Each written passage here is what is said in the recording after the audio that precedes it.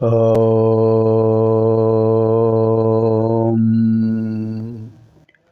శ్రీ గురుభ్యో నమః.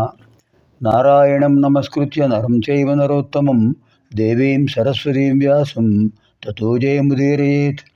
ఆదౌ దేవకీదేవి గర్భజననం గోపీగృహే వర్ధనం మాయాపూతన జీవితాపహరణం గోవర్ధనోద్ధారణం కంసచ్ఛేదన కౌరవాదిహననం కుంతీసుతాన్ పారణం. ఏతద్భాగవతం పురాణకథితం శ్రీకృష్ణలీలామృతం. ఓం క్లీం శ్రీకృష్ణాయ గోవిందాయ గోపీజనవల్లభాయ నమః. ఓం క్లీం శ్రీకృష్ణాయ గోవిందాయ గోపీజనవల్లభాయ నమః. ఓం క్లీం శ్రీకృష్ణాయ గోవిందాయ గోపీజనవల్లభాయ నమః. ఓం క్లీం శ్రీకృష్ణాయ గోవిందాయ గోపీజనవల్లభాయ నమః. ఓం క్లీం శ్రీకృష్ణాయ గోవిందాయ గోపీజనవల్లభాయ నమః. ఓం క్లీం శ్రీకృష్ణాయ గోవిందాయ గోపీజనవల్లభాయ నమః. ఓం క్లీం శ్రీకృష్ణాయ గోవిందాయ గోపీజనవల్లభాయ నమః. ఓం క్లీం శ్రీకృష్ణాయ గోవిందాయ గోపీజనవల్లభాయ నమః. ఓం క్లీం శ్రీకృష్ణాయ గోవిందాయ గోపీజనవల్లభాయ నమః. ఓం క్లీం శ్రీకృష్ణాయ గోవిందాయ గోపీజనవల్లభాయ నమః. ఓం క్లీం శ్రీకృష్ణాయ గోవిందాయ గోపీజనవల్లభాయ నమః. శ్రీమద్భాగవత మహాపురాणे మోక్షపురాणे తృతీయస్కంధే ఇదానీం అష్టమాధ్యాయే ప్రవిశామः. చతుర్ముఖ బ్రహ్మ ఆవిర్భావం. మైత్రేయుల వారు విదుర మహాతులకు చెప్తున్నారు. విదురుల వారికి, విదుర, దిక్పాలకులతో సమానుడివి నువ్వు. వ్యాసుల వారి యొక్క దివ్యమైన కటాక్షంతో ఆవిర్భవించిన వాడివి. ఒకసారి ఆలోచించుకో, నీకే తెలుస్తుంది ఎవరో. మాండవ్య మహర్షి యొక్క శాపం వల్ల యమధర్మరాజు మానవలోకంలో ఆవిర్భవించాడు. ఆ రూపమే నీవు. అంటే దిక్పాలకుడివి నువ్వు. ఎప్పుడు కూడా విశేషమైన ఆత్మవిశ్వాసంతో ఉండాలి. అప్పుడే పురోగమనం జరుగుతుంది. నాకేమీ తెలీదు, నేనెంత అని అనుకోకూడదు. భగవద్ అనుగ్రహం వల్ల అందరికీ అన్ని శక్తులు ఇచ్చాడు భగవంతుడు. వాటిని సద్వినియోగం చేసుకోవాలి, తెలుసుకోవాలి మనలో ఆ శక్తి ఉన్నట్టు. నీకు పారమార్థిక జ్ఞానం బాగా ఉంది. అందులో పరమాత్మకు సాన్నిహిత్యం పొందినవాడు మా మిత్రులు వ్యాసుల వారు. ఆయన అనుగ్రహం పొందినవాడివి. ఇక్కడ నువ్వు తెలుసుకోవాల్సిన విషయం ఏంటంటే, చతుర్ముఖ బ్రహ్మ ఆవిర్భావం ఎలా జరిగింది. అందరూ భగవద్భక్తులే, అందరూ భాగవతులే. వాళ్ళ చరిత్రే భాగవతం. సనక సనత్ కుమార సనాతనులు పరమాత్మ నుంచి విశేషమైన భగవద్ విషయాలను పొందారు. వాళ్ళ దగ్గర నుంచి నారదుల వారు ఆ విజ్ఞానాన్ని పొందారు. నారదుల వారి దగ్గర నుంచి మీ తండ్రి గారు అంటే సుఖమహర్షి, సుఖపరబ్రహ్మ తండ్రి పరాశరుల వారు, సుఖపరబ్రహ్మ తండ్రి వ్యాసుల వారు పొందారు. వ్యాసుల వారు నీకు పితృతుల్యులు కదా. అందుచేత ఆ విజ్ఞానాన్ని నేను పరాశరుల వారి దగ్గర నుంచి పొందాను. వ్యాసుల వారి తండ్రి పరాశరుల వారి దగ్గర నుంచి నేను ఆ విజ్ఞానాన్ని పొందాను. ఆ విషయం చెప్తాను విను. విశ్వమంతా జలమయం అయిపోయింది. ప్రకృష్టం లయం ప్రళయం. ప్రకృష్టంగా అంతర్గతమైపోవడం. ఏది దేనిలో అంతర్భవించింది? ఆకాశాద్వాయు, వాయోరగ్ని, అగ్నిరాప, ఆప పృథివీ. శూన్యంలోంచి వాయువు వచ్చింది, వాయువులోంచి అగ్ని ఆవిర్భవించింది, అగ్నిలోంచి ఆపస్ జలం ఆవిర్భవించింది, జలంలోంచి పృథ్వీ ఆవిర్భవించింది.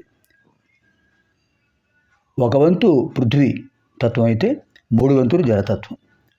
ప్రకృష్టం లయం, పరిపూర్ణమైన లయం అంతర్భూతం జరిగినప్పుడు ఈ పృథ్వీతత్వం జలంలో లయమైపోతుంది. అప్పుడు ఏమవుతుంది? మొత్తం జలమే. ఆపో వాయుదగం సర్వం, మొత్తం ఆపస్. అటువంటి పరిస్థితుల్లో శ్రీమన్నారాయణుడు ఎక్కడున్నారు? శ్రీ మహావిష్ణువు శేషశాయిగా జలంలో ఉన్నారు. ఆయన నారం అయనం యశస నారాయణ. నారం అయనం యశస.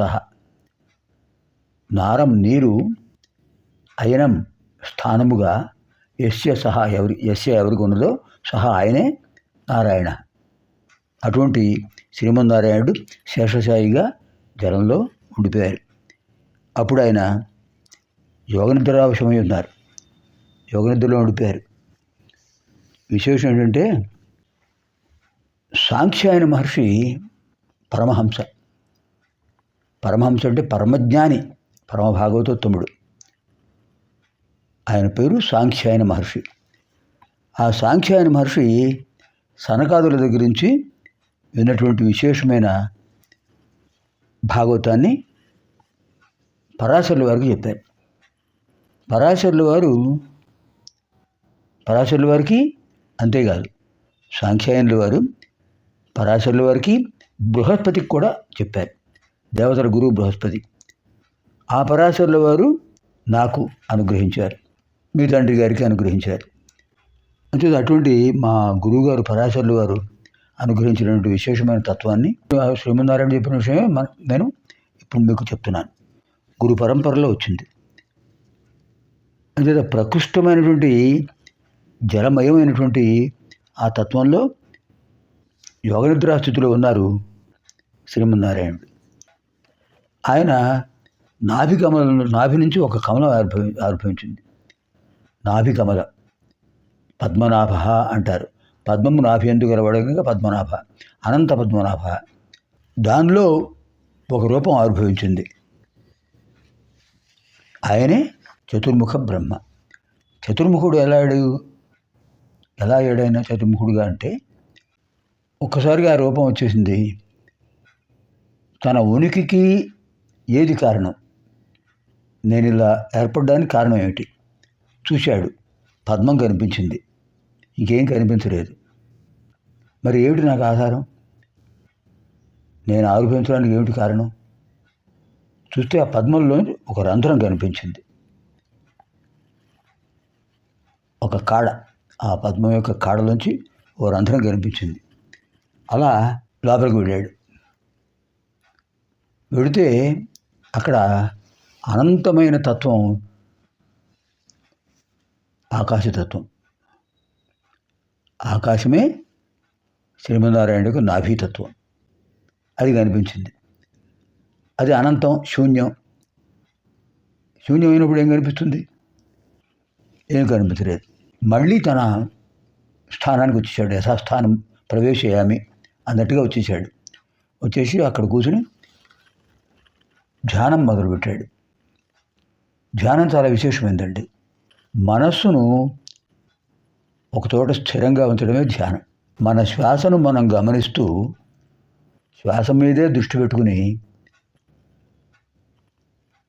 హం సహ సోహం సోహం సో గాలి పీల్చినప్పుడు సో, గాలి విడిచినప్పుడు హం సోహం సోహం.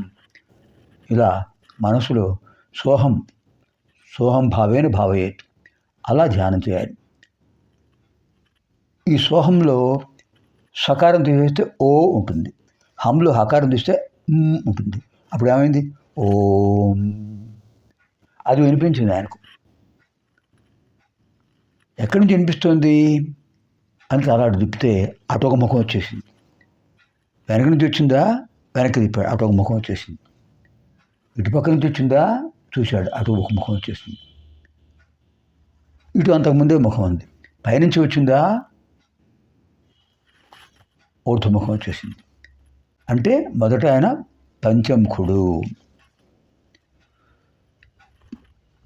మళ్ళీ ధ్యానంలో కూర్చున్నాడు.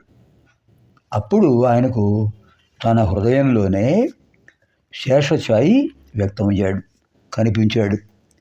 ఆ శేషశాయిని దిక్పాలకులందరూ సేవిస్తున్నారు. చతుర్వేదముల యొక్క అధిదేవతలు సేవిస్తున్నారు. శేషుడు ఆయన్ని సేవిస్తున్నాడు. పాంచజన్యం, సుదర్శనం, కౌముదకి, నందకం ఇవన్నీ ఆయన చేతుల్లో ఉన్నాయి. శంఖం పేరు పాంచజన్యం, చక్రం పేరు సుదర్శనం, కౌముదకి గద, నందకం ఖడ్గం. చతుర్భుజుడై ఉన్నాడు. స్వర్ణ వర్ణంలో ప్రకాశిస్తున్నాడు. ఆయన చూశాడు. చూసి నమస్కారం చేశాడు. తర్వాత స్తోత్రం చేయడం మొదలుపెట్టాడు. అది రేపటి కార్యక్రమం తెలుసుకుందాం. ఇది శ్రీమద్భాగవతే మహాపురాణే పారమహంస్యాం సంహితాయాం తృతీయ స్కంధే అష్టమోధ్యాయ. స్వస్తి.